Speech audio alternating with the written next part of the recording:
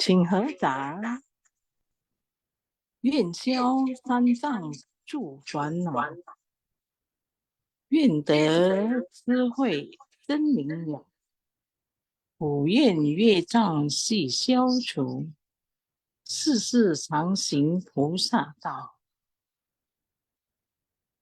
全体军师弟子，承认上人，法体安康，法轮常转，常住世间，无量寿福。向佛菩萨及上人行三问讯礼：一问讯、代问讯、三问讯。感恩师兄师姐，大家请坐。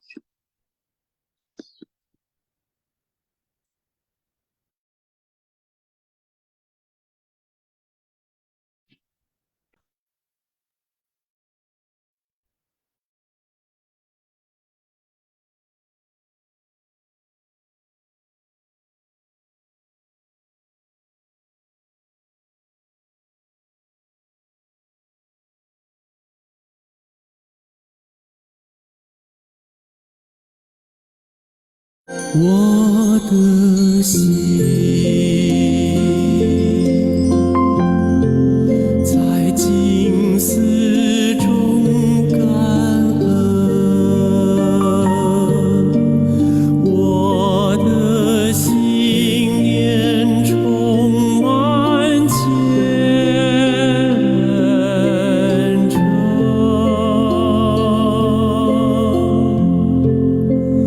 大家一起来祈祷，从不同角落地点，祈求平安吉祥满人间。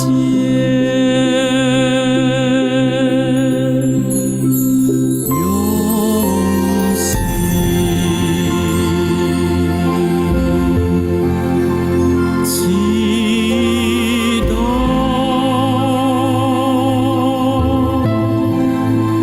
但愿人人牵手心连心，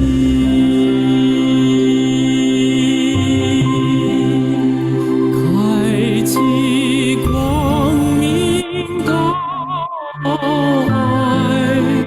徜徉智慧福德，所破世间显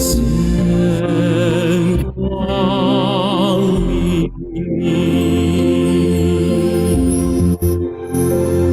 我的心在静思中感恩，我的心念上到诸佛心。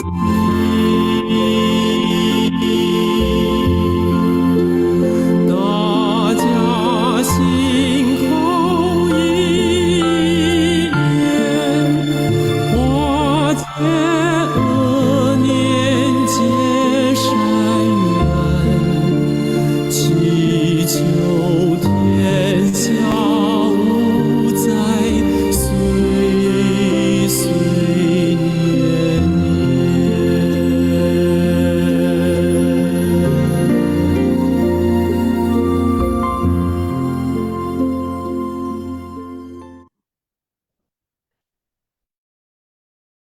Ya, semoga hati manusia tersucikan, masyarakat damai dan harmonis, dunia terbebas dari bencana.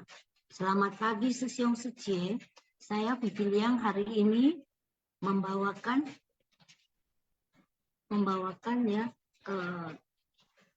sebagai moderator ya hari ini. Tadi ada sedikit kendala ya, tidak bisa unmute ya, sehingga saya tidak bisa menyapa. Maaf ya. Sekarang kita mulai dengan intisari, yaitu Sutra Tratai bab ke-16 panjang usia Tathagata dan episode 1526. Pekerjaan Buddha tidak pernah ditelantarkan barang sejenak pun. Next.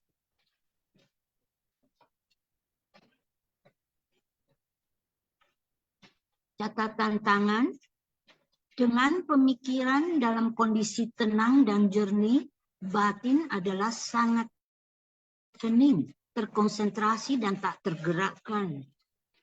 Menelusuri kebodohan batin atau avidya, bentuk-bentuk karma, sangkara, dan rantai sebab musabab lainnya dalam 3 periode waktu.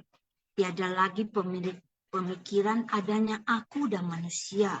Artinya, bebas dari segala pandangan akan ketiadaan dan kekekalan, yaitu saswata dristi, memperoleh samadhi dan praktek penuh kedamaian dan kebahagiaan.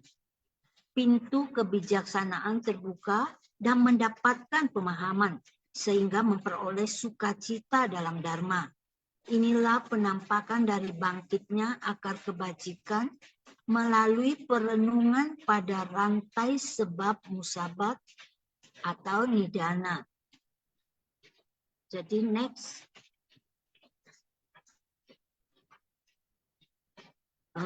Intisari yang pertama, jika batin mampu mencegah penyimpangan untuk tidak masuk, maka di dalamnya terkandung kebenaran. Setelah kita menyaringnya, maka dharma akan berada di dalam batin kita. Tidak ada pikiran bercabang-cabang. Dan secara alami, dharma berada dalam batin kita. Maka kita akan mampu untuk melakukan perenungan. Perenungan ini berada dalam kondisi batin tenang dan jernih. Jika kita mampu memutus pandangan akan saya, maka tidak ada pandangan terhadap keakuan. Semuanya sudah tidak ada. Dengan sendirinya bebas dari pandangan akan ketiadaan dan kekekalan. Waktu dan ruang Sang Buddha tidak terputus. Waktu yang kekal dan abadi, dan Buddha berada di mana-mana. Sebab prinsip kebenaran, yaitu kebenaran sejati, selamanya ada. Kita harus mencari jalinan jodoh yang murni, jalinan jodoh kekal dan tidak terputus. Seperti kita mencoba untuk memotong air dengan pisau. Air itu tidak akan pernah putus, sudah sangat tenang dan jernih. Kerisauan dan ketidaktahuan tidak bisa memisahkan kita dari kebenaran sejati. Ketika akar indera, objek indera, dan kesadaran kita menyatu, batin kita akan terbuka dan kita akan memahami dengan menyeluruh. Jadi di sini dikatakan bahwa kita haruslah pikiran selalu dalam keadaan tenang dan jernih dan juga tidak tergoyahkan. Jadi dengan misalnya kita melafalkan sutra makna tanpa batas, kata-kata ini akan muncul dan kita ingin memasuki kondisi ini. Jadi dharma itu harus dipahami hingga batin bisa memasuki kondisi tersebut. Jadi pikiran manusia itu selalu mengikuti timbul tenggelam tambah henti. Saat akar pendengaran masuk ke dalam pikiran, timbullah kesadaran. Dan juga akar objek bertemu dengan objek atau debu akan masuk ke kesadaran kita. Dengan kita mendengar, itu adalah ingatan yang dipahami, dihayati, dan objek bersentuhan dengan akar mata masuk ke dalam kesadaran. Sehingga kondisi batin ini dapat memahami secara menyeluruh. Dengan mendengar, kita tidak lupa Dan kita juga tidak bocor dengan kita melatih 3 latihan tanpa kebocoran. Next. Next.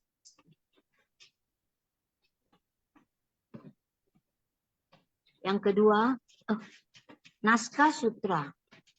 Sehingga aku menggunakan beberapa sebab musabab, perumpamaan dan ungkapan, serta berbagai jenis pembabaran dharma. Dalam melakukan pekerjaan Buddha, aku tidak pernah menelantarkannya barang sejenak pun. Jadi di sini dikatakan bahwa sebab musabab buruk itu karena kita ingin membuat orang-orang itu memperbaiki kesalahan. Dengan kita membicarakan tentang sebab musabab baik untuk membuat orang-orang menerapkan perbuatan benar.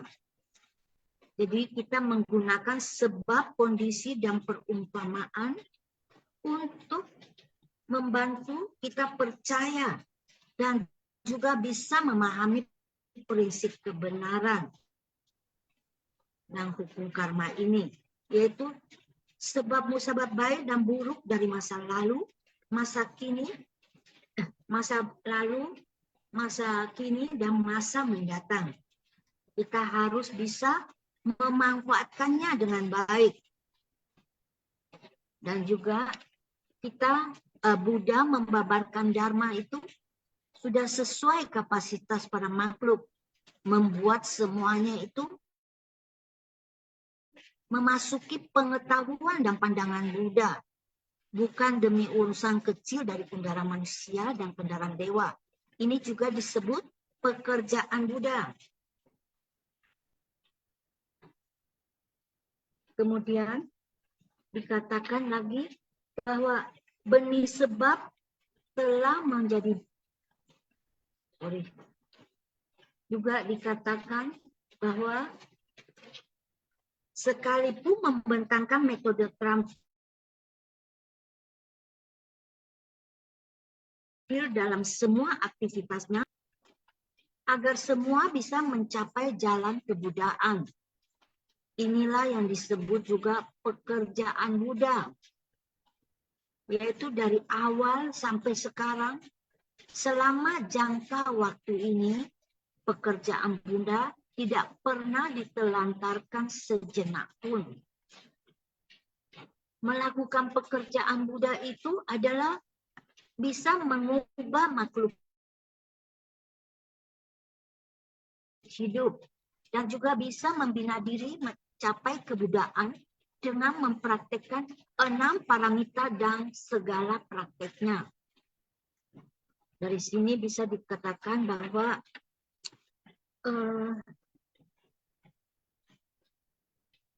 kita sambung aja langsung ke intisari yang kedua. Next. Beberapa adalah ungkapan untuk angka tidak tetap dan menggunakan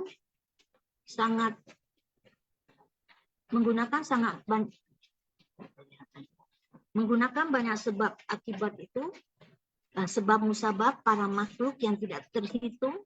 Beliau harus menggunakan berbagai macam metode untuk membabarkan Dharma. Sebab musabab atau perumpamaan itu membicarakan tentang sebab musabab buruk. Karena ini membuat orang-orang memperbaiki kesalahan.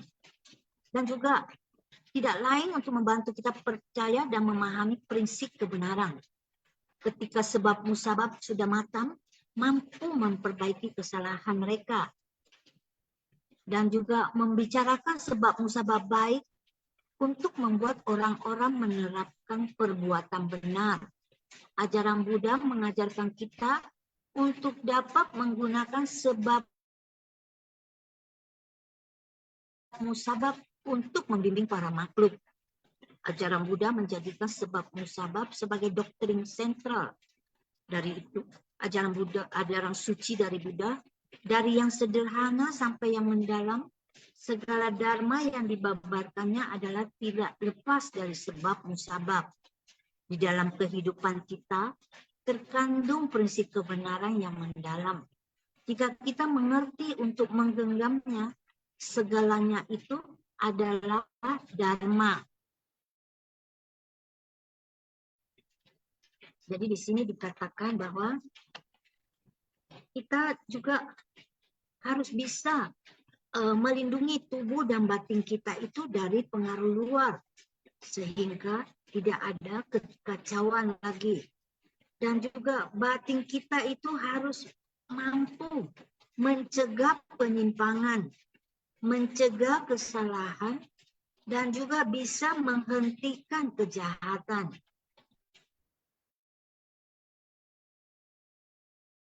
Jadi di sini dikatakan bahwa kita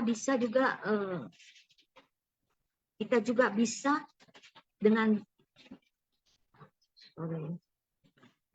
kita melindungi dharma murni di dalam batin kita itu, kita punya batin akan menjadi tenang dan murni, dan kita bisa selalu terkonsentrasi dan tidak tergerakkan. Karena para makhluk itu sangat mengakumulasi banyak sebab dan kondisi buah karma, sehingga datang dan pergi di antara 6 alam kelahiran, dan juga sebab musabab ini akan terputus, dan juga jalinan jodoh kita itu adalah yang berkelanjutan, yaitu jalinan jodoh yang sangat murni dan juga sangat kekal ya. Dan Buddha juga mewujudkan tubuhnya untuk bisa menyelamatkan para makhluk. Dan hukum karma itu terjadi di masa lampau, saat ini, dan masa mendatang. Dan manusia suci tidak memilikinya. Tetapi keberadaan Buddha itu adalah abadi. Usia hidupnya sangat panjang, tak terbatas. Dan juga Buddha memiliki jalinan jodoh yang kekal dan sejati dengan para makhluk. Dan juga tujuan utama Buddha datang ke dunia untuk menyempurnakan jalinan jodoh ini. Dan juga kita telah menjadi bodhisatwa dengan pencerahan yang setara Buddha. Next, nomor 3, intisari 3. Sekalipun membentangkan metode terampil dalam aktivitasnya, dan juga mendasarnya adalah memungkinkan semua mencapai jalan kebuddhaan. Ini disebut sebagai pekerjaan Buddha. Melakukan pekerjaan Buddha untuk melatih diri mencapai kebuddhaan, yaitu harus mempraktekkan 6 parwal sampai sekarang. Selama jangka waktu ini tidak pernah menelantarkannya barang sejenak pun.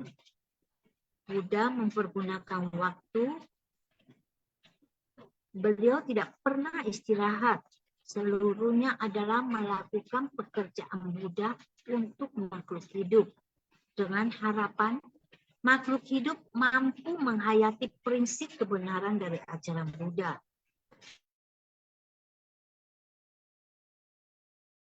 Buddha juga membabarkan dharma, memasuki pengetahuan dan pandangan Buddha, bukan demi urusan kecil dari kendaraan manusia dan kendaraan dewa.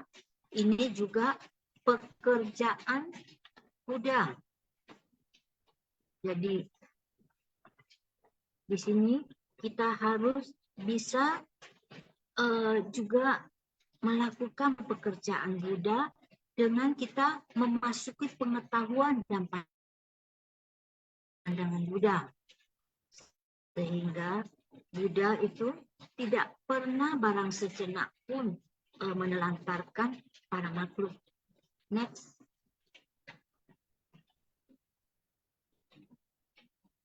Nomor 4. Sekiranya hanya diri sendiri mencapai nirvana, sedangkan orang lain tidak mencapainya, maka berarti kita telah menelantarkan pekerjaan Buddha. Kenapa dikatakan sebagai kebenaran bukan kepalsuan? Ini diterangkan menggunakan metode terampil untuk memungkinkan semuanya masuk ke dalam kebenaran tunggal. Maka disebutkan semuanya adalah kebenaran bukan kepalsuan. Yaitu pekerjaan Buddha tidak pernah ditelantarkan sejenak pun. Bukanlah sampai di Sravaka dan Parteka Buddha saja. Bukan hanya melatih Dharma Baji untuk terlahir di alam surga. Semua orang harus mencapai kesadaran. Semua orang harus mencapai tataran kebudaan. Jadi di sini dikatakan bahwa Buddha, bahwa kita tidak bisa hanya ingin mencapai kebudaan untuk hanya demi diri sendiri. Tetapi kita juga harus membimbing orang lain agar bisa mencapai kebudaan juga. Dengan demikian, kita tidak menelantarkan pekerjaan Buddha.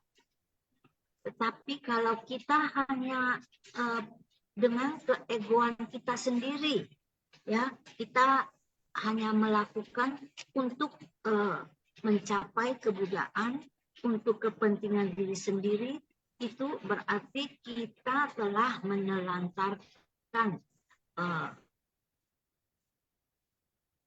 pekerjaan Buddha. Dan juga tadi dikatakan, Master mengatakan bahwa kebodohan batin atau avidya itu, dan juga semua bentuk-bentuk karma dan rantai sebab musabab itu adanya dalam 3 periode waktu, yaitu masa lalu, masa kini, dan masa mendatang. Oleh sebab itu, kita harus bisa mencegah agar batin kita itu bisa jernih dan kita tidak lagi diselimuti oleh kerisauan dan kegelapan batin. Dan juga kita harus sangat memahami hukum sebab akibat. Dan juga dikatakan tiada lagi pemikiran adanya aku dan manusia. Yaitu kita bisa bebas dari segala pandangan keliru akan ketiadaan. Dan juga kita seharusnya bisa memperoleh samadhi dan praktek penuh kedamaian. Sehingga pintu kebijaksanaan kita pun akan terbuka dan kita akan mendapatkan pemahaman yang menyeluruh. Dan juga kita memperoleh sukacita di dalam Dharma. Dan juga kita akan membangkitkan akar kebajikan melalui perenungan dari rantai sebab musabab ini.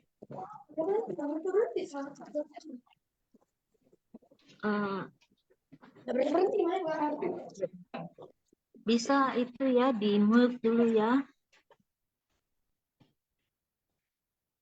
Jadi tadi dikatakan bahwa kita hendaknya masuk ke dalam kebenaran tunggal.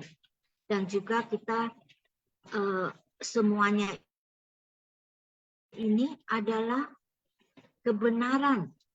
Semua orang akan mencapai kesadaran. Dan semua orang bisa mencapai tataran kebudaan. Jadi kita harus bersama-sama untuk menapaki jalan bodhisattva ini. Dan semakin banyak orang, itu akan semakin baik. dan juga dunia akan terbebas dari bencana. Karena kita mempunyai batin yang damai dan harmonis. Jadi sampai di sini episodenya, intisarinya, dan kita akan mulai dengan sesi sharing. Dan kira-kira apakah ada yang bisa sharing, dan langsung aja buka mic-nya.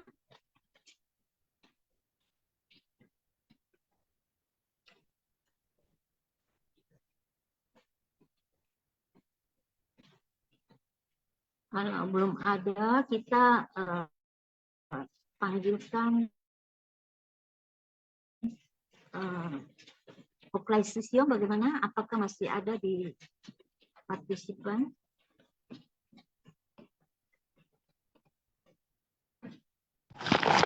Oh iya, Nggak ada ya, Oklai Sisio. Bagaimana Gunawati Sucie? Gunawati Sucie ada?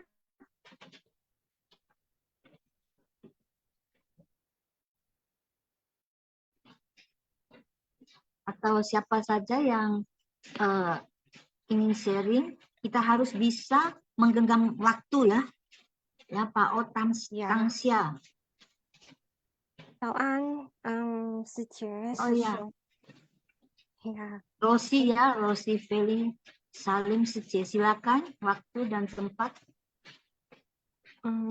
baik, saya izin memulai ya, sư trẻ. Cảm Ya. ơn Sang Rần Thầy Sư, cảm ơn sư兄sư teman semua.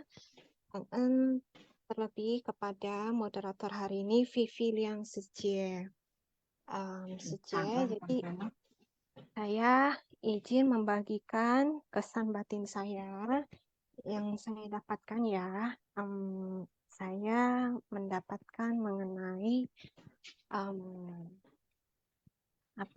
dimulai dengan lirik doa ya, yang kurang lebihnya ada berbunyi, hatiku dalam perenungan yang hening, pikiranku dalam rasa syukur yang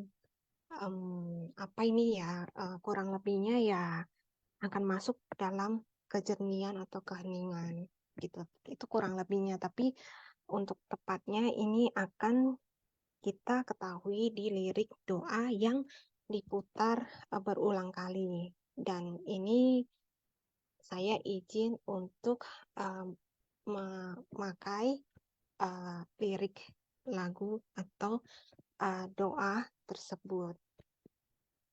Jadi yang saya dapatkan adalah mengenai dalam keheningan atau kejernihan, yaitu di mana kondisi kebudahan.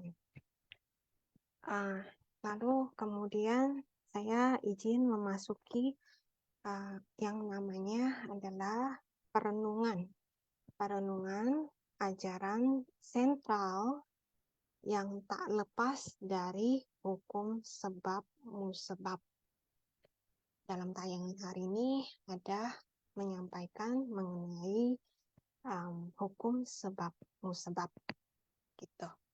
Jadi saya izin untuk menguraikan apa yang saya dapatkan dan pahami. Saya mulai dari telinga. Ketika telinga ini mendengar hari ini suara dari tayangan Sinfa Xiang, dari suara yang Sijian, itu dengan izin fokus mendengar. Ini akan menjadi sebab atau benih dari adanya fokus mendengar. Kemudian bagaimana dengan mulut?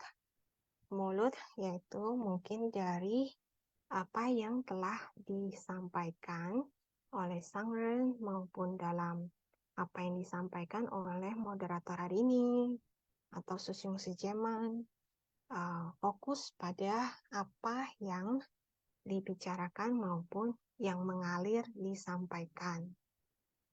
Dan ini juga akan menjadi benih atau sebab. Karenanya dikatakan mendapatkan kesan batin. Jadi saya izin memulai dari mendapatkan. Mendapatkan, kemudian membagikan. Setelah membagikan, dengan membagikannya malah terus mendapatkannya. Mengapa mendapatkan? Karena mengembalikan lagi pada kondisi di mana pada awalnya itu terjadi telinga fokus mendengar suara yang dikeluarkan, mulut mewariskan, menyampaikan kembali apa yang didapatkan, kesan batin atau dharma yang mengalir di tiap insan dari adanya aliran kebijaksanaan tersebut. Jadi dikatakan seperti yang Sujeman sudah ulangi bersama mengenai dikatakan setiap makhluk pada dasarnya memiliki kebijaksanaan yang berdiam di dalamnya. Ini izinkan ambil perumpamaan seperti alat pemancar radio yang dimiliki oleh radio. Setiap radio benda tersebut memiliki alat pemancar.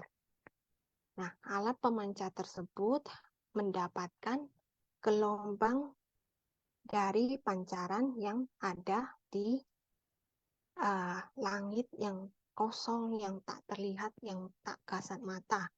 Itu atau ini sama seperti alam semesta yang tak terbatas. Yang kosong, hening, maupun jernih itu sendiri. Gitu.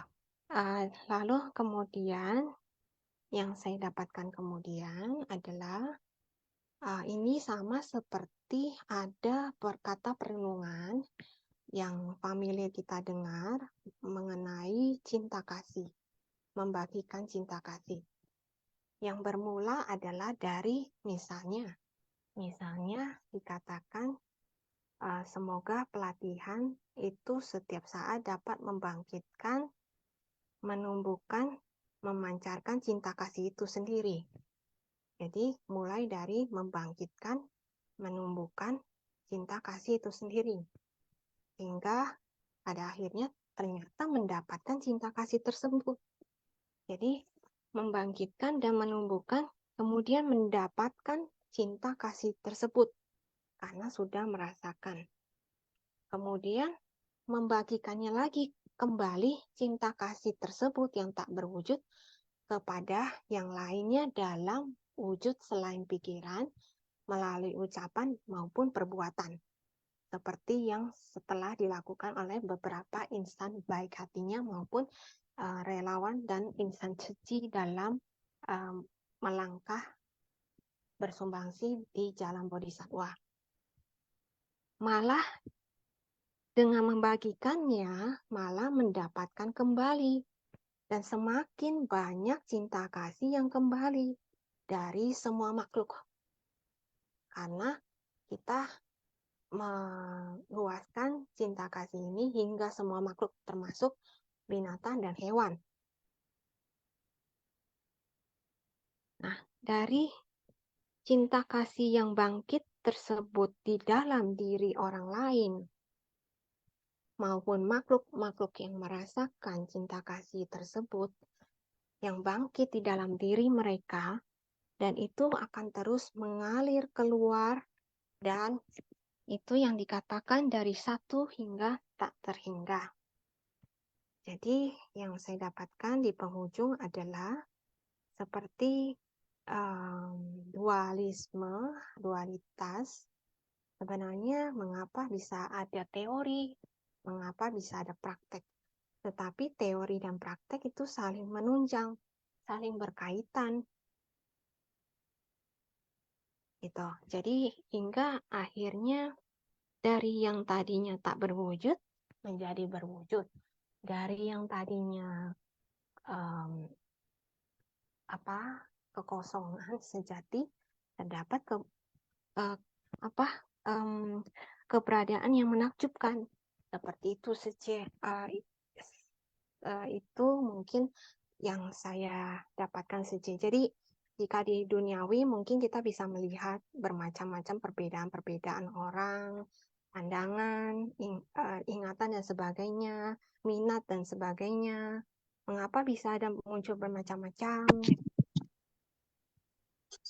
Jadi yang saya dapatkan seperti misalnya ternyata nih dalam menyampaikan pun itu ternyata kenapa butuh metode terampil.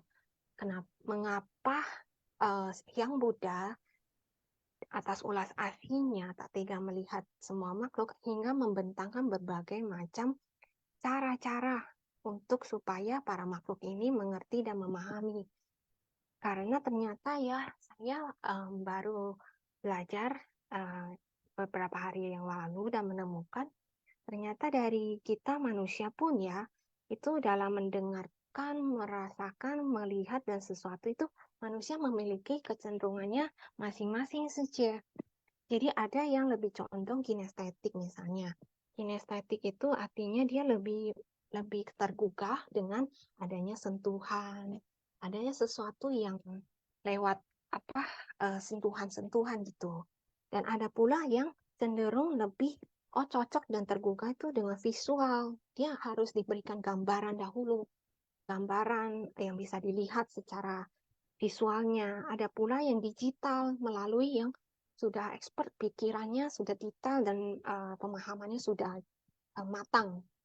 Lalu ada pula yang auditori, ternyata melalui yang suka mendengar melalui telinga, pendengarannya, sehingga ia menemukan suka minat dengan pembabaran yang detail. Nah, jadi banyak sekali bermacam-macam karakter dan tipe-tipe jenis-jenis dari manusia itu sendiri saja begitu. Jadi itu yang kita sebagai murid mungkin perlu banyak belajar gitu saja. Kan saja.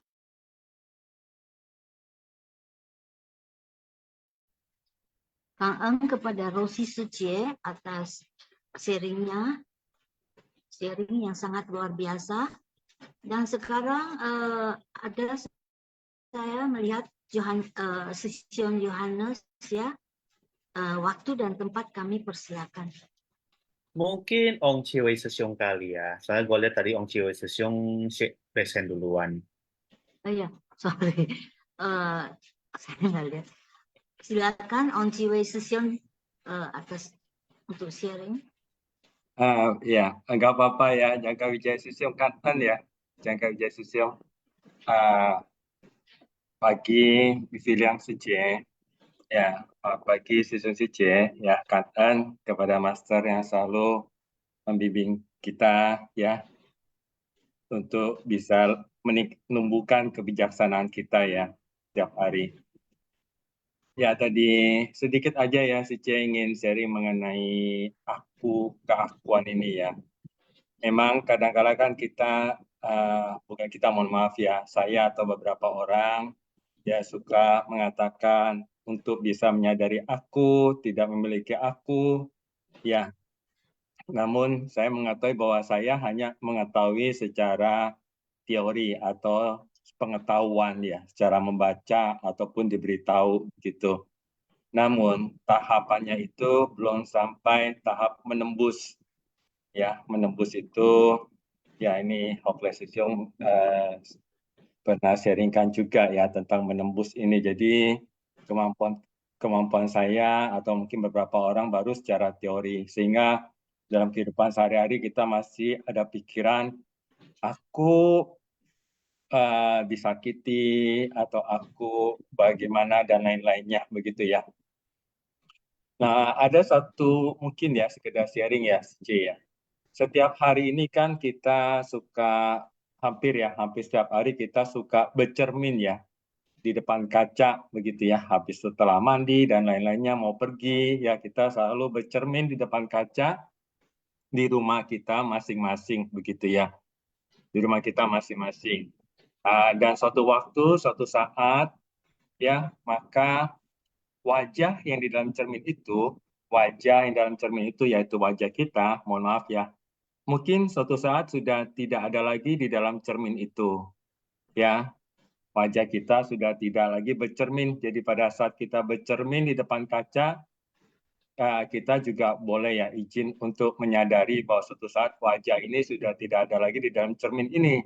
Karena akan melanjutkan perjalanan yang tadi Pastor sampaikan di dalam 12 nidana ya, sebab musabab yang saling bergantungan itu ya, yang melalui 3 masa, yaitu tadi ada awija, pacaya sangkara, terus menyebabkan kesadaran untuk terlahir kembali, itu adalah waktu sebelumnya. Sedangkan yang tadi Rosi C seringkan tentang landasan indera, sampai menimbulkan tanha, ya, sampai menimbulkan kemelekatan, sampai menimbulkan nanti keinginan untuk terlahir atau bahwa, itu adalah kehidupan saat ini. Next-nya kita akan adanya jati ya, kelahiran dan kematian. Di mana ada kelahiran, pasti ada kematian. Itu sudah pasti ya. Jadi 3 masa demikian kita lewati terus-menerus ya. Namun kita tahu bahwa berjalan di jalan bodhisattva ini kita terlahir kembali nantinya bukan karena hanya kekuatan karma dari nafsu, keinginan atau kemelekatan di situ, tetapi juga kita terlahir kembali karena praktik dari tekad ikrar kita ya, berjalan di jalan bodhisattva ini. Semoga demikian ya. Ya. Namun kita memang menyadari bahwa wajah di cermin itu suatu saat tidak ada. Dan suatu saat wajah di cermin itu akan berganti dengan wajah yang lain di kehidupan yang lainnya. Ya paling tidak tadi pada saat sudah tidak ada wajah di cermin itu, kita sudah tidak ada di situ, ya paling tidak pernah ada satu keberadaan yang menakjubkan di dalam hidup kita ya. Dan itulah yang kita perjuangkan. Nah oleh sebab itu, kalau disampaikan pekerjaan Buddha, maka kita juga, mohon maaf ya, pekerjaan kita ini di dalam tanda kutip berjalan di jalan bodhisattva ini, memang kita berjumpa dengan banyak orang, harus berjumpa dengan banyak orang. Mau tidak mau, kadang-kadang kita pikir, dharma apa yang telah disampaikan Sang Buddha kepada kita untuk menghadapi orang ini, untuk menghadapi orang seperti itu. Nah, begitu banyak dharma yang kita harus pergunakan untuk menghadapi begitu banyak orang. Tetapi apabila kita bisa membuka satu pintu dharma ya kepada orang lain, maka kita akan terus menghadapi banyak orang-orang yang juga dalam hidup ini mengalami penderitaan, maka kita akan membuka pintu dharma selanjutnya dan pintu dharma selanjutnya. Demikianlah kita akan membuka pintu dharma yang tak terbatas dari kehidupan ke kehidupan dengan mempergunakan dharma yang telah disampaikan oleh Sang Buddha kepada kita dalam perjalanan kita di jalan bodhisattva dunia ini. Ya, jadi mohon maaf kalau ada kata yang keliru ataupun menyinggung ya, mohon maaf ya, Suci. Cảm ơn Suci, cảm ơn.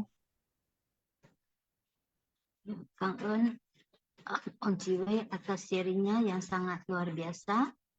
Dan sekarang kami persilakan Johannes Susiong untuk sharing. Halo, Vivian Sece. Ya, baik. Sebenarnya sih saya mau terpanggil untuk sharing tentang pembabaran Dharma sesuai dengan kapasitas ya. Ini mengingatkan saya waktu saya pernah ikut retret Satu Rinpoche di Lembang, Jawa Barat. Ya, kira-kira 1 jam dari kota Bandung, itu di mana beliau datang dari Prancis, datang ke Indonesia mengisi retret ya dari sekitar tanggal 20 sampai akhir tahun. 20 sampai akhir tahun memang topik bukunya itu ya buku beliau lah ya. Buku beliau saya nggak akan sebut nama Rinpoche-nya sama judul bukunya, tapi saya akan sebut babnya. Babnya itu umumnya itu adalah bab akhir. Bab akhir di mana sebelumnya Kanen Sang Kaisa dan Kanen Sesong Statement yang ada di sini. Ya, ini saya akan cerita ya, bagaimana orang bisa membabarkan sesuai dengan kapasitas. Ya, di mana panitia retret tersebut bikin retret udah jauh-jauh hari ya, mendatangkan Rinpoche dari Prancis ke Indonesia, di mana katanya sih beliau punya past life-nya di Indonesia. Salah satu, apalah ya, salah satu eh, raja di Sriwijaya. Nah, ini boleh percaya boleh enggak ya. Oke lah, beliau datang, istilahnya datang memberikan ajaran ya kita, dan seterusnya saya sebut sebagai dosen ya, dosen. Ya ibarat kayak kuliah lah ya. Saya ibarat kayak kuliah. Saya sebut sebagai dosen.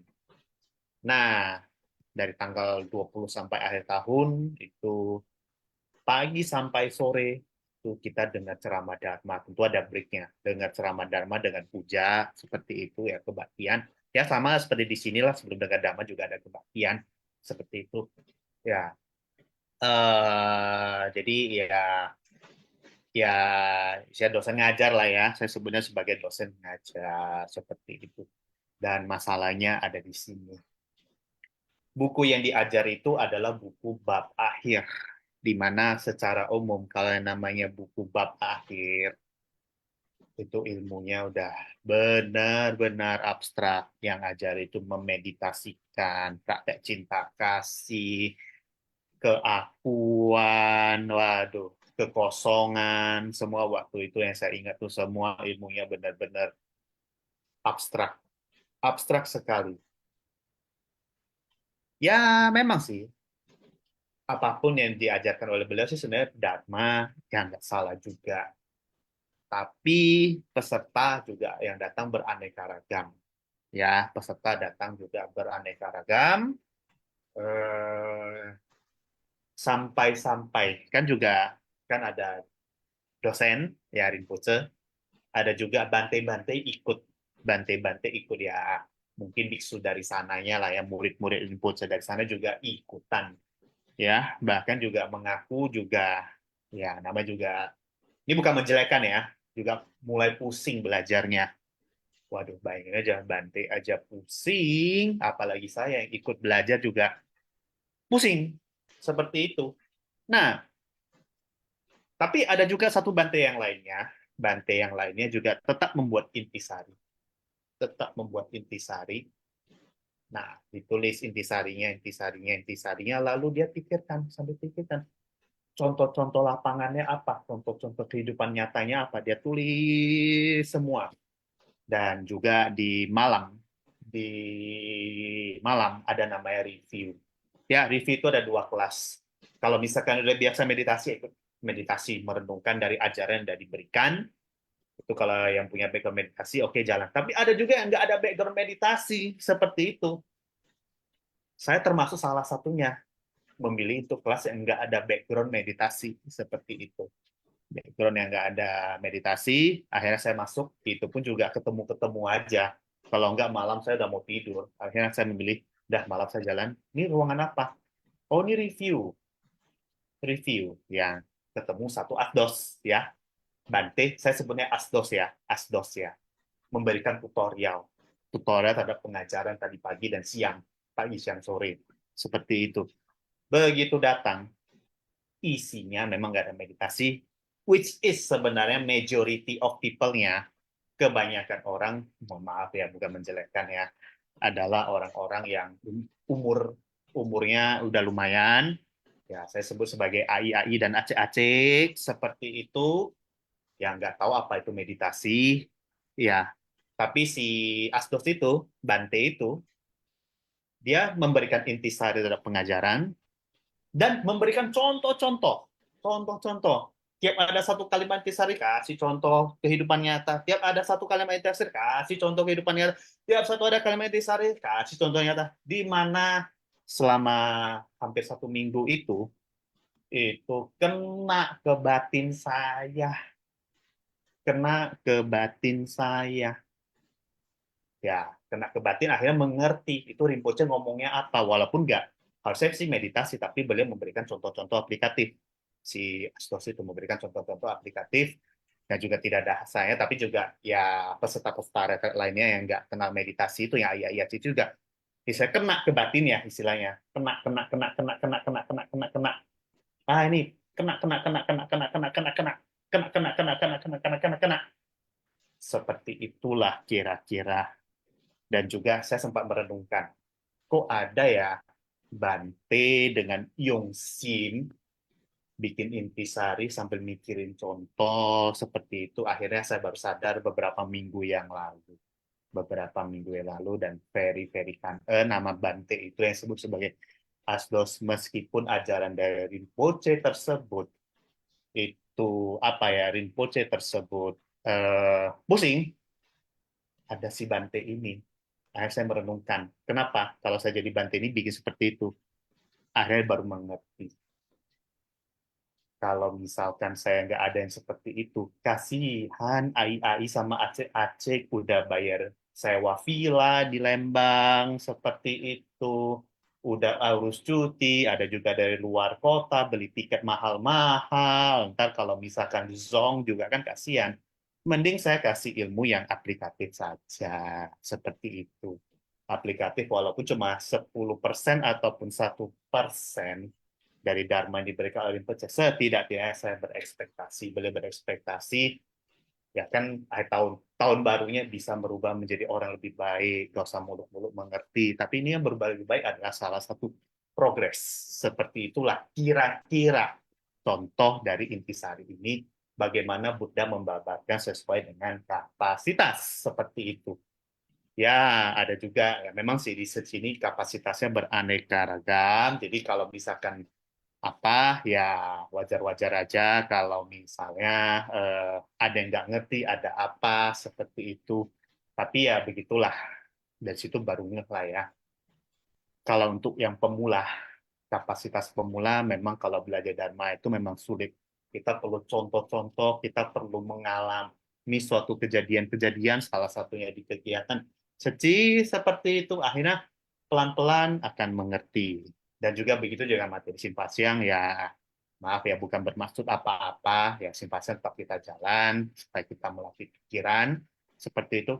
Misalkan begini ya, awal hari ini dengarnya, aduh nggak ngerti atau bagaimana, ya it's okay, nggak apa, kita terima saja. Entar 5 tahun kemudian ketika kita mendengarkan suatu hal ini, seiring dengan pelatihan kita, kapasitas batin kita tuh akan meningkat. Pelan-pelan akan mengerti. Seperti itulah ya, pelan-pelan akan mengerti. Ya, contohnya seperti siapa? Seperti Hokle Sesyong sama Johan Sesyong yang membawakan intisari sebagai moderator.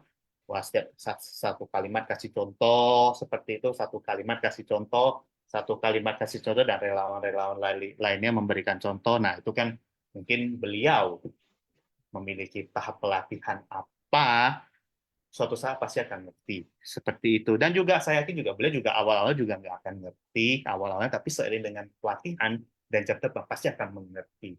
Jadi ya all is okay, ya semua butuh waktu, yang penting satu sajalah, kita mau menurturing our mind, body, and soul. Seperti itulah kira-kira, mau mengembangkan kebijaksanaan dan mau melatih diri. Itu saja yang perlu bisa saya sharekan tipsnya ya. Kalau misalkan ada yang mau disempurnakan, tolong ya disempurnakan. Seperti itu. Nah, kita sama-sama belajar saja lah ya. Seperti itu. Kanun Tacya, salam kebijaksanaan. Ya, Kang En atas sharingnya Sesyong Yohanes Sesyong. Dan sekarang saya melihat ada Heni Haba Sejie ya. Waktu dan tempat kami persilakan. Kang En ya, Sejie Vivi Liang ya. Suara saya kedengaran? Kedengaran Sejie. Oke, selamat pagi ya, Sesyong Sejie. Kita sama-sama Kang En ya, atas pembabaran Dharma Master. Luar biasa ya sharingnya. Kita nonton ceramah Master, sharingnya Vivi dan Sejie, cukup bagus, dan sharingnya yang sejenak ya. Saya juga ketika dibilang meditasi, wah, saya juga sama. Pikiran awal saya dulu itu meditasi adalah duduk tenang, diam, mata ditutup dan lain-lain itu. Saya juga nggak kuat dan itu sering ngantuk ya. Nah, tapi saya bersyukur sejauh yang saya tahu ya. Mungkin kalau sisi segmen ada yang tahu, boleh bantu saya meluruskan.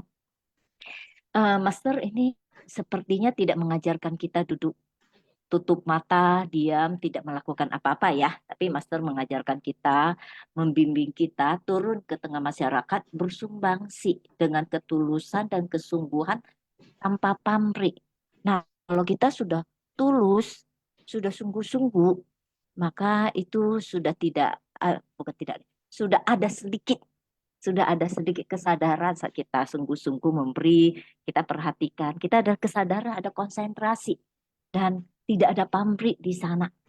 Nah, itu bisa kalau saat kita setiap kegiatan, kita bersumbangsi turun ke tengah masyarakat, saat kegiatan suci, kita bisa ini, apa? Kok ada tulisan? Tidak, kita saat kita melakukan dengan sungguh-sungguh, berarti kita sudah ada konsentrasinya. Nah, pekerjaan Buddha, tadi juga ada sharing, pekerjaan kita juga banyak ya. Nah, kalau kita mulai dari hal-hal kecil, baik kita bisa lakukan pekerjaan kita sebagai manusia, memanusiakan manusia, maka saat ada masalah, kita belajar bagaimana untuk menghadapi, kita berpikirnya bagaimana sih kalau saya ada masalah, umpamanya dengan Vivian Secik, saya contoh, bagaimana sih untuk menghadapi Vivian Secik? Itu konsep saya itu berarti saya hanya menuntut melihat di luar, tapi saya belajar bagaimana menghadapi diri saya sendiri. Dan kita bisa lihat tadi di slide-nya juga ada pekerjaan Buddha.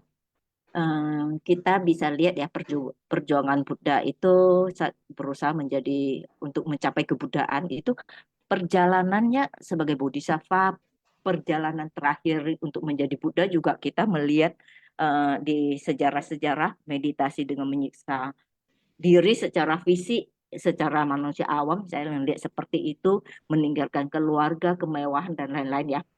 Nah, bahkan datang terus ke alam manusia, bahkan ke alam binatang, itu kita bisa lihat di dalam perjalanan jadi bodhisattvanya, perjalanan bodhisattva. Nah, semua usaha yang Buddha lakukan, ini adalah demi untuk apa?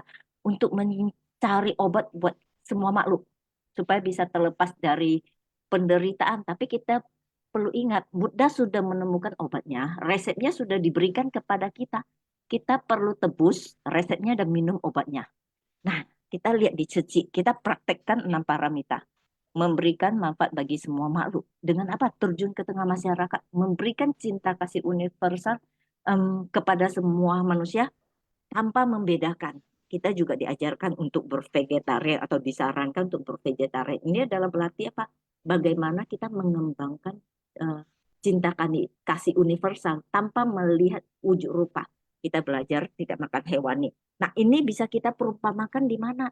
Kita jangan sia-siakan kesempatan yang ada. Kita lihat pekerjaan Buddha. Kalau di Ceci, ini bisa dikatakan apa?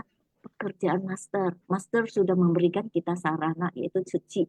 Sudah menjadi teladan kita, membimbing kita dengan apa? Segenap hidup, pikiran, cinta kasih, dan welas asih master. Ini adalah untuk kita semua, untuk semua makhluk. Supaya apa?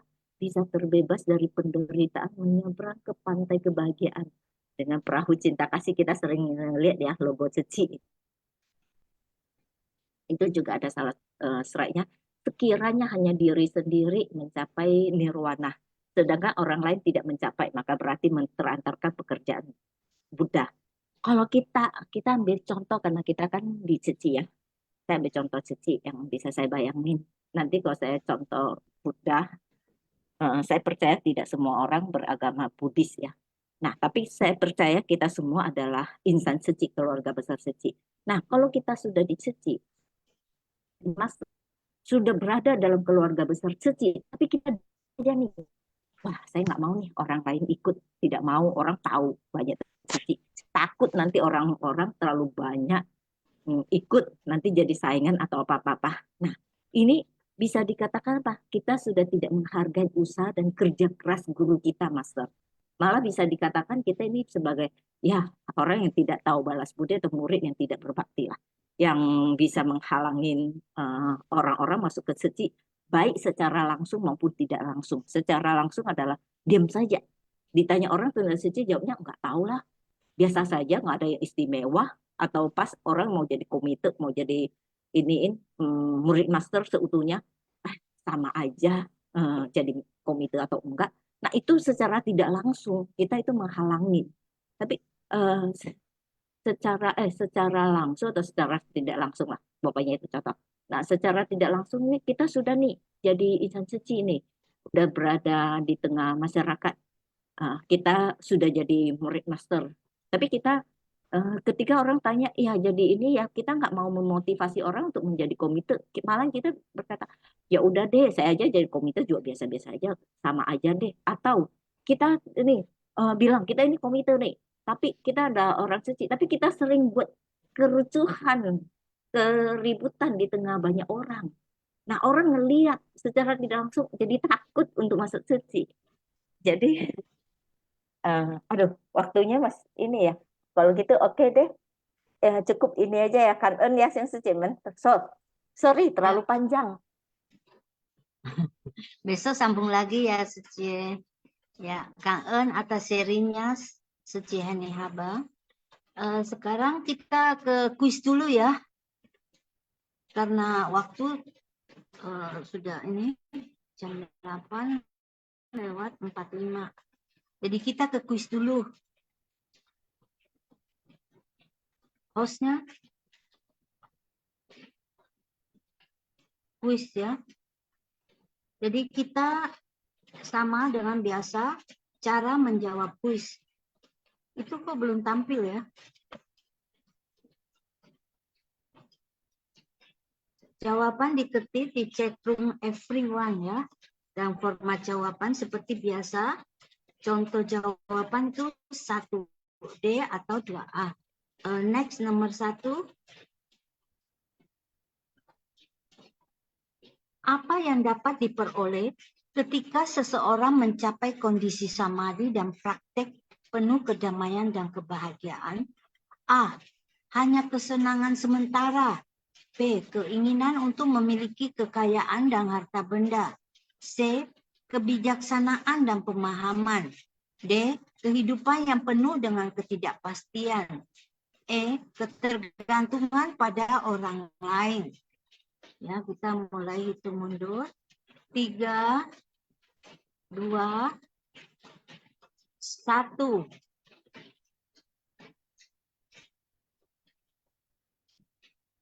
Close ya. Jawaban benar adalah C. Kebijaksanaan dan pemahaman. Next, nomor 2. Menurut bab ini, apa yang terjadi ketika seseorang berhasil menghapus pandangan akan aku dan manusia? A. Menjadi lebih sombong dan egois. B. Terbebas dari segala pandangan akan ketiadaan dan kekekalan. C. Kehilangan kemampuan untuk berpikir jernih. D. Menjadi terikat pada pandangan negatif. Dan juga E. Ketergantungan pada kehilangan arah dan tujuan hidup. Kita hitung mundur. 3, 2, 1. Close.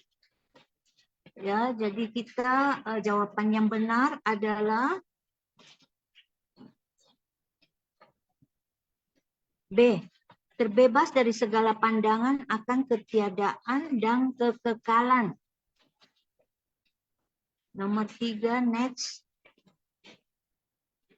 Apa yang dikatakan tentang hubungan antara Buddha dan makhluk? A. Hubungan yang dipenuhi oleh kebencian dan iri hati. B. Hubungan yang tidak terputus dan bersifat kekal. C. Hubungan yang hanya berlangsung selama satu kehidupan. D.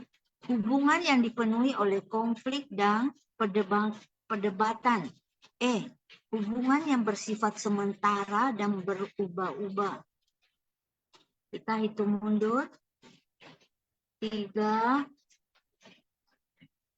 2,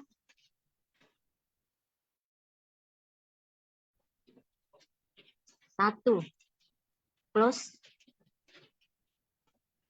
Dan jawaban yang benar adalah B. Hubungan yang tidak terputus dan bersifat kekal. Next, nomor 4. Apa yang diinginkan Buddha untuk para makhluk? A. Menumbuhkan segala akar kebajikan, dan B. Menghindari segala keinginan. C. Menghentikan perilaku buruk. D. Mengingat semua perbuatan baik. E. Memperbaiki pandangan mereka. Kita hitung mundur. 3, 2, 1. Close. Jawaban yang benar adalah A. Menumbuhkan segala akar kebajikan. Nomor 4. Next. Nomor 5 ya. Mengapa Buddha membicarakan sebab musabab buruk? A. Untuk menceritakan kisah masa lalu. B. Untuk menumbuhkan akar kebajikan. C. Untuk memahami prinsip kebenaran. D. Untuk menarik perhatian makhluk. E. Untuk memperbaiki kesalahan.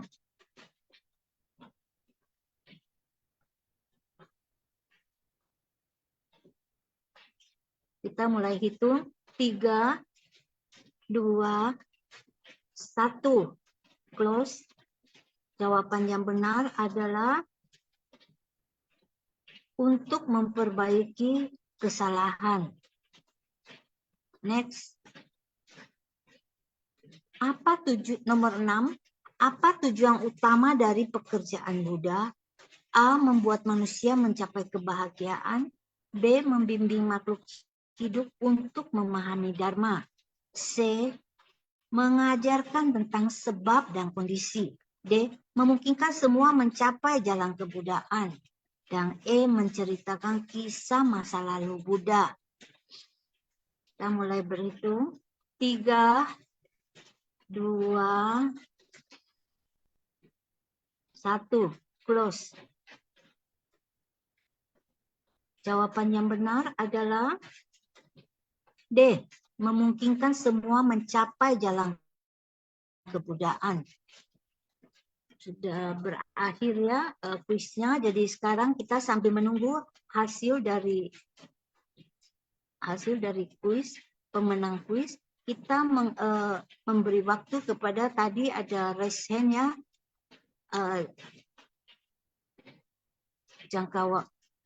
Jangka Wijaya Sesion dulu, baru Linda ya. Sekarang Jangka. Linda Sece dulu ya. Saya mau Oh ya, oke. Linda baru Sece, saya. waktu dan tempat dipersilakan. Pagi, Viviliang Sece, KN-nya. Ya. KN yang Kawijaya ya. Sepertinya tadi saya bilang, KN-nya. KN sudah kasih pagi semua Susiong Sece. Hari ini topiknya tentang pekerjaan Buddha tidak pernah diterlantarkan barang sejenak pun. Ya. Jadi yang saya dapat adalah yang pertama, Buddha yang sangat welas asih dan cinta kasih yang universal, tidak pernah meninggalkan setiap makhluk untuk menggunakan metode terakhir, membabarkan Dharma sebab musabab untuk sesuai dengan kapasitas para makhluk yang berbeda-beda. Dengan harapan agar semua makhluk hidup mampu menghayati prinsip kebenaran dari ajaran Buddha, agar semua orang harus mencapai tataran kebudayaan. Yang kedua adalah sebelum mencapai kebudayaan harus melalui praktek jalan Bodhisattva yang harus mempraktekkan dengan 6 paramita dan segala prakteknya. Dari awal bersumbangsi, terus tidak pernah berhenti, ya, sampai sekarang. Selama dalam jangka waktu berjalan tidak pernah diterlantarkan barang sejenak pun. Ya, jadi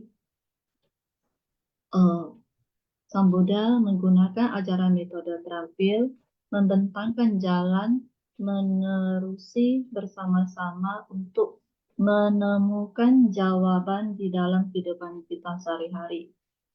Ya. Oke, Kak En semua Susyong Suje. Ya, Kak En atas sharingnya Linda Suje. Kemudian Jangka Wijaya Susyong. Yuk, halo. Oke, Ya. kuisnya sudah keluar ya. Oke, saya langsung langsung to the point aja ya. Jadi menanggapi tentang Henny Habasece punya sharing bahwa memang sih saya mau tekankan ada satu hal. Memang benar, master tidak mengajarkan meditasi seperti itu. Tapi bukan berarti kita jangan terlalu fanatik, ya. Memang benar, master tidak mengajarkan meditasi, tapi mengajarkan melalui metode terampil yaitu 4 misi 8 dijalankan, di mana tuh ilmunya itu sangat sekali aplikatif, sehingga aplikatifnya tidak hanya yang beragama Buddha, tapi yang non agama Buddha juga bisa mempelajarinya dan juga tercerahkan seperti itu. Itu yang pertama. Lalu yang kedua, meditasi sebenarnya itu perlu nggak sih? Jawabannya bisa perlu, bisa iya, dan bisa enggak. Tergantung dari kapasitas batinnya. Dan kita tidak boleh sebagai relawan suci, juga tidak boleh anti terhadap ajaran meditasi. Kenapa? Kalau kita anti, itu berarti kita tuh nggak bijaksana. Seperti itu ya. Apalagi juga ada bante-bante yang juga mengajari meditasi, dan juga kalau memang kita merasa kuat dan butuh, ya udah kalau mau belajar, belajar saja. Seperti itu kira-kira kalau memang cocok. Ya, itu memang salah satu metode pelatihan. Jadi dengan kata lain, meditasi itu tidak sebagai jangan mentang-mentang master nggak mengajari meditasi, kita ngomong meditasi itu kita diperdebatkan, itu jangan. Saya sendiri juga belum tahu tuh meditasi bagaimana sih, seperti itu ya, kira-kira ya. Dan juga bicara soal meditasi juga, ini aja baru ada dapat berita dari Instagram Cingse Cafe and Store di Reels-nya, ternyata ada beberapa teman-teman kita, Sesyong Sejemen, ya, rekan sejawat dari Pekanbaru, menyerahkan buku 37 faktor pencerahan. 37 faktor pencerahan ke KMC. K-nya saya lupa. Tapi MC-nya itu Meditation Center. Udah tempatnya itu udah pusat meditasi yang di Pekanbaru, katanya 2,5 jam, jalanannya terjal. Saya akan share reels-nya. Kalau ada waktu silahkan tonton dan di like, seperti itu. Tapi yang akan saya sharekan adalah di mana teman-teman kita yang Pekanbaru sudah menjalin jodoh sama guru meditasi yang di KMC, ya sebaiknya kita tidak boleh mensupinya. Tapi kalau mau belajar dari sana, juga ke meditation center yang lain, kalau merasa itu dibutuhkan, ya monggo. Dengan catatan satu, pastikan itu nurturing your mind untuk meningkatkan batin kita. Yang kedua, jangan diperbandingkan ataupun diperdebatkan. Itu saja kalau dari saya ya, Sesyong Sejeman. Oke, Kanten, dan juga Kanten juga tim Pekanbaru ya, yang udah bawa bukunya, udah menjalin jodoh. Kanten sekali ya. Kangen atas serinya Sesyong Angka Wijaya. Kemudian kita mengucapkan selamat kepada para pemenang, yaitu 1. Leo Rianto Susion dari Medan, 2. Herianto Susion dari Medan, 3. Netili Sucie dari Medan, 4. Elia Sunarling Sucie dari Palembang, 5. Tidak ada pemenang, 6. Yeni Lau dari Sucie dari Jambi. Jadi ada yang bisa sharing bagaimana kalau kita panggil Herianto Susio dari Medan dan juga Netili Sucie, apakah bisa sharing? Elia Sunarli, bisa langsung buka mic-nya ya.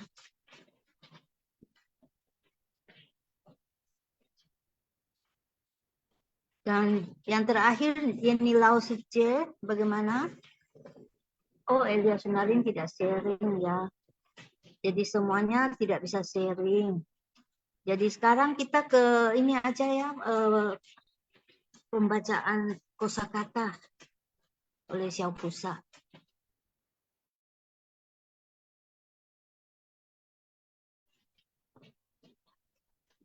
Os, kita ke kosakata.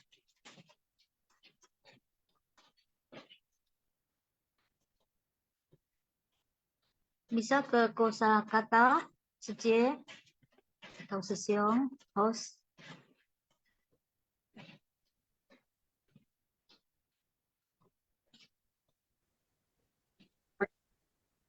感恩社工上开始，感恩社歌社博，静思妙莲华，宣法香与会。